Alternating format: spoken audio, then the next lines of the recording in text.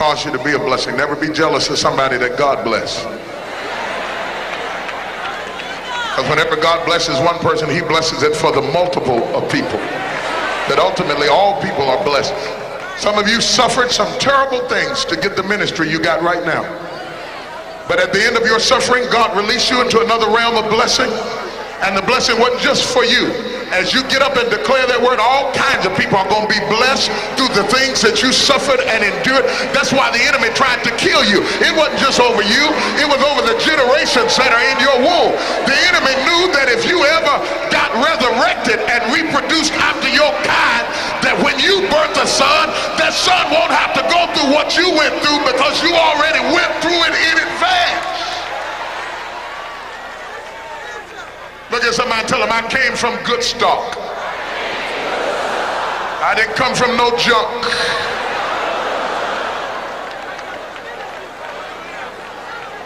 Abraham was blessed, and yet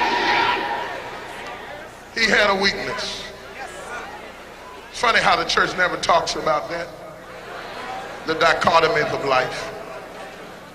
Isn't it amazing how you can be blessed and still not be perfect?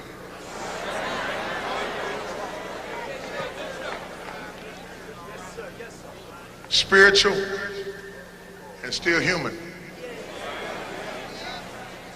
Isn't it amazing how you can be anointed and go home and be depressed? I know y'all don't know. Isn't it amazing how you can encourage other people and secretly be discouraged yourself? Isn't it amazing how you can believe God for somebody else's ministry and come home and look at yours and say, can these bones live again?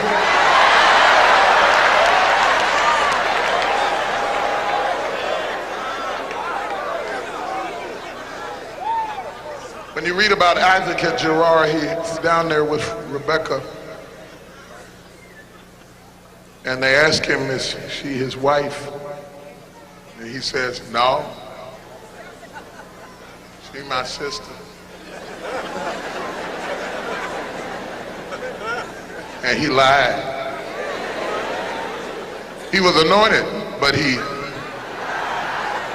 lied. He was gifted, but he lied. He was a patriarch, but he lied. He perpetuated the seed of Israel, but he lied.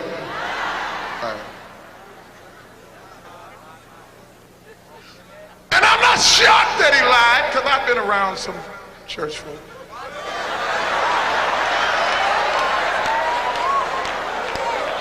If it was just that he lied, I wouldn't even preached on it, because within 10 seats from you, there wouldn't be no need in preaching on something that you've experienced all the time. That wouldn't make a real good message. But the thing that's unique about him lying is that we've heard this lie before. This is the same lie in the same place that his father had told one generation before. One thing I want to compliment both the father and the son for marrying women so fine that they felt the need to lie.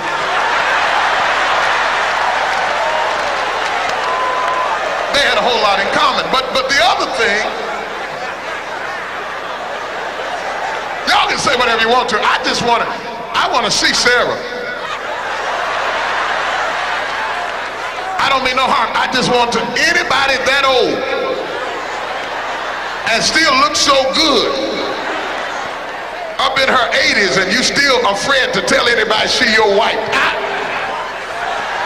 I mean, I see some nice looking 80-year-old women, but I ain't never seen nobody 70, 80, 90 years old that was so fine that I was scared. I just want to, I want to see you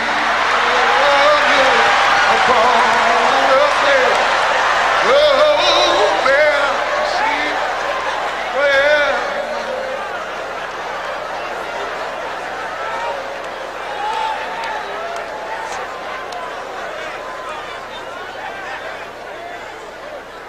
Hot up here, y'all.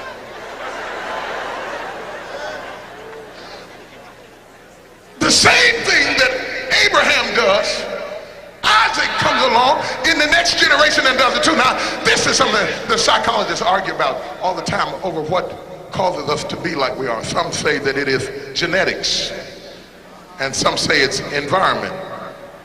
And those who support the genetic concept say that we pass it on through our genes from one generation to the other. But the others say, no, it's not genetics, it's totally environment. That when we're raised in certain environments, we perpetuate certain types of weaknesses based on the environment in which we were sired. And I would agree with the environmentalists, because I have seen people who were not genetically related but yet repeated the same personality characteristics of the environment from which they were spawned. But I have to hold up a minute, because it couldn't have totally been environment, because Isaac wasn't even alive when his daddy told a lie. He didn't hear him do it. He wasn't raised up around it, and even though he wasn't even there yet, in the next generation, here he repeats the exact same lie that his father told, though he never heard his father tell it. Now I'm amazed.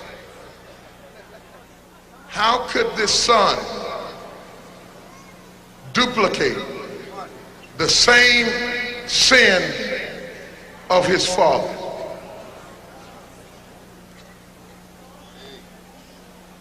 This is a cycle. Anytime you can follow a pattern down to a family or a church or a business, it's a cycle. Every so often comes up again.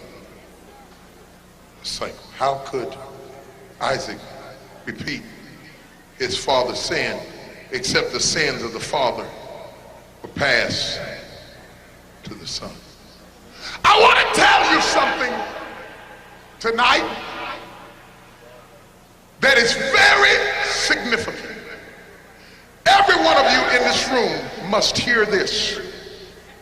Sometime or other, before your life is over, you have got to fight your daddy's devil.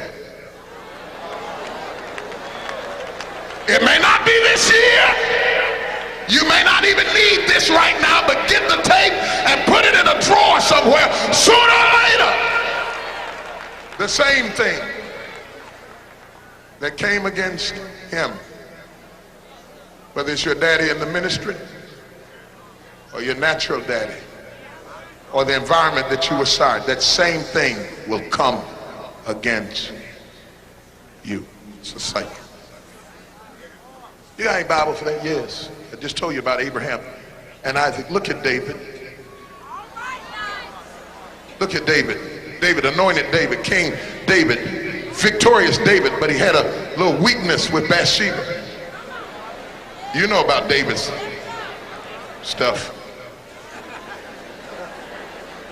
David had such a sexual weakness in his life that when he got old and they threw a woman in his bed and he didn't do anything, they said the king is dead. Read it, it's in there. They said, oh, he's dead, and they started mourning.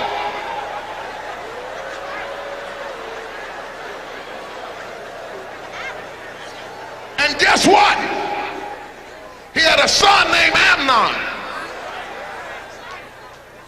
who raped his daughter named Tamar. And he had another son named Solomon who had wisdom, but he had so many concubines and so many women that it led to his destruction. What Solomon didn't know is that this wasn't a fresh devil. This was his daddy's devil coming back up against him again. And somewhere in your life, it may be a devil of poverty. It may be a devil of depression. It may be a devil of frustration that makes you throw your hands up and say, I quit. I'm tired of working on this. It may be a devil of insecurity. It may be a devil of a physical affliction. But somewhere in your life, you have got to roll up your sleeves and fight your daddy's devil. Ask your doctor. Used to be when you went to the doctor, all he did was examine you. Now when you go to the doctor, he wants to ask you about your mama. Did your grandmama have high blood pressure? Did your grandfather have kidney disease? He starts asking you about dead people, people you don't even know. He wants some medical history of your past because he can look at what your grandfather went through and tell you what you are more likely to go through, because it ain't nothing